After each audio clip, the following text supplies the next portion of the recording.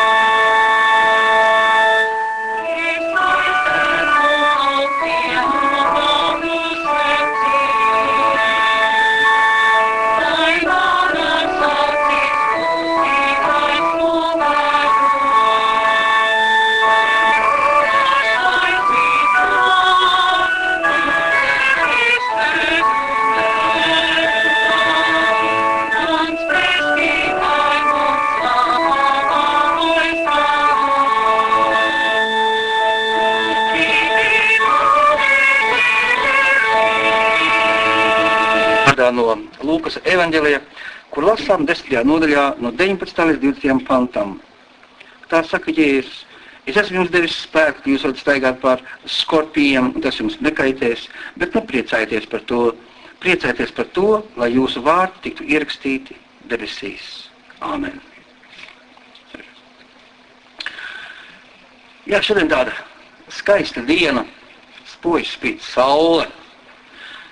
Tas ir jauki. Bet tajā pašā brīdī mēs saprotam, ka zem šīs saules nekas nav mūžīgs. Mēs esam ierobežoti starp šiem diviem vārdiem, starp sākumu un beigām. Jā, kamēr cilvēks dzīvo, viņš cer, tic, mīl, daži ienīst. Tā ir tā dzīvības gaisma, jeb impulss cilvēkā. Un kad no šīs dzīves mēs tiekam aizsaukti, tad šī gaisma apdziest. Dažiem liekas, ka tas ir beigas visam, jo mēs taču domājam šajās cilvēciskajās kategorijās. Mēs atzīstam tikai to, kas ir rokām sataustāms, apēdams, bet aizmirstam, ka Dievam viss iespējams, jo tur, kur mūsu iespējas ir izsmeltas, tur Dievs nāk ar jaunām iespējām, ar jaunu sākumu. Un tā ir tā gaisma, kura krīt uz mūsu šīs dienas skumjām takām.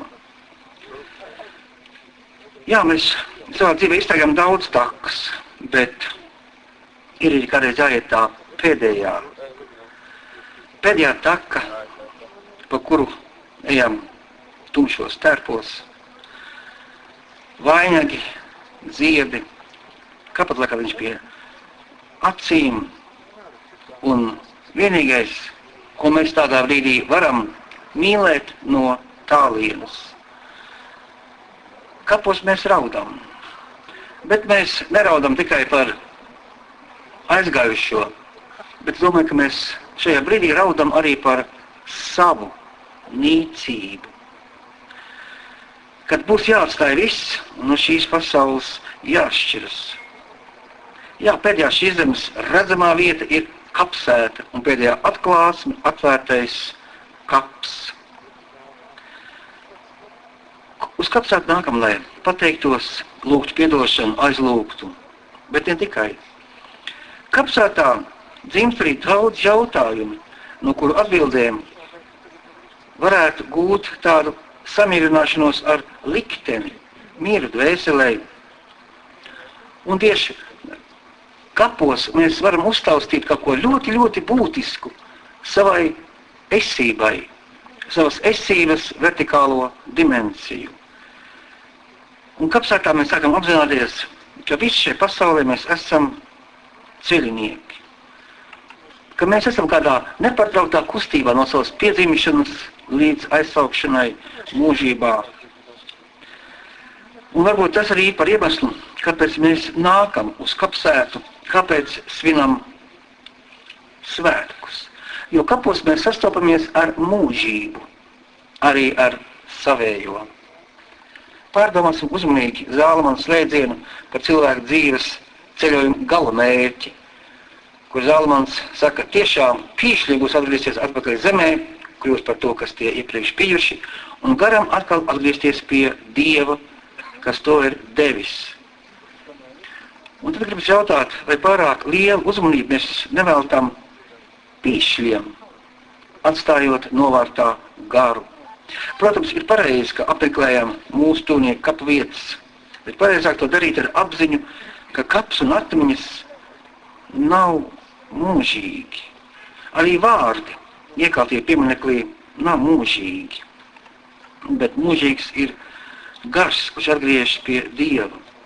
Un atgādināsim sev, ka nenovēršams ir brīdis, kad sastapsimies vaigā ar tiem, no kuriem mūs šķir mēneši, gadi, varbūt pat gadu simti.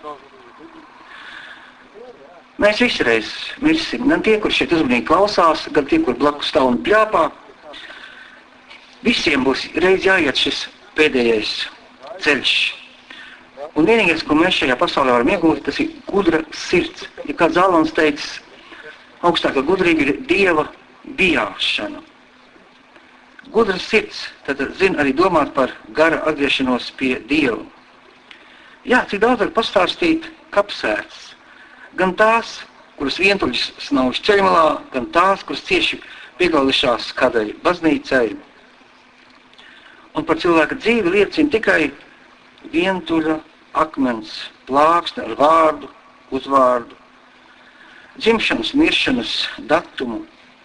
Un tas liek jautāt, bet piedodiet, tas ir viss, ko mēs varam pateikt par cilvēku. Vārds, uzvārds un dzimšanas dati. Jā, vienīgais šie skaidri liecina par cilvēka nīcību. Katrai dzīvē ir sākums un gals Dieva nosprostās robežās. Tas mūžības pulkstens, tas nemitīgi tikšķi un atgādina, ka atkal kāda sekunde, minūte ir tuvāk kādai robežai, kura noteiks mūsu fiziskās eksistences beigas. Un liekas, ka mazi to cilvēku, kur savā laikā nebūtu mēģinājuši mazliet pavērt to aizskaru, kurš ved uz mūžību.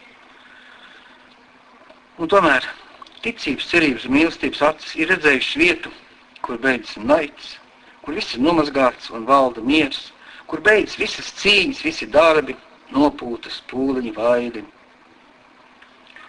Dziļākajos dvēseles pārdzīvuma brīžos cilvēks jūt, ka zemes putekļi zaudēs savu smagumu, ka debesu gaisma apspīd mūsu eksistenci.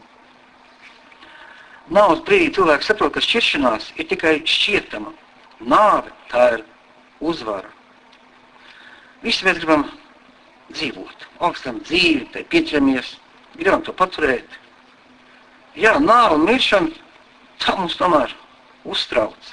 Bet Mārtiņš Luters savā laikā ir teicis, gan arī es pazīstu nāves bailes, jo neesmu apstults Pāvils, tikai viņa paskaidrotājs, bet ceru, ka mans pestītājs Jēzus Kristus mani atbrīvos no šīm bailēm.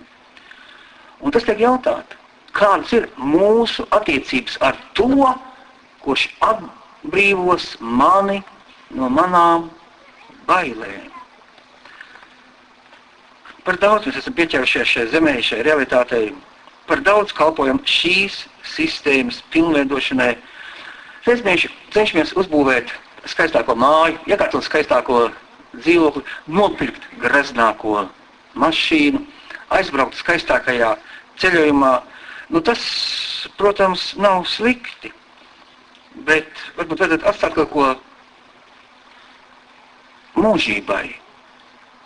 Ko es varu paņemt līdzi mūžībai?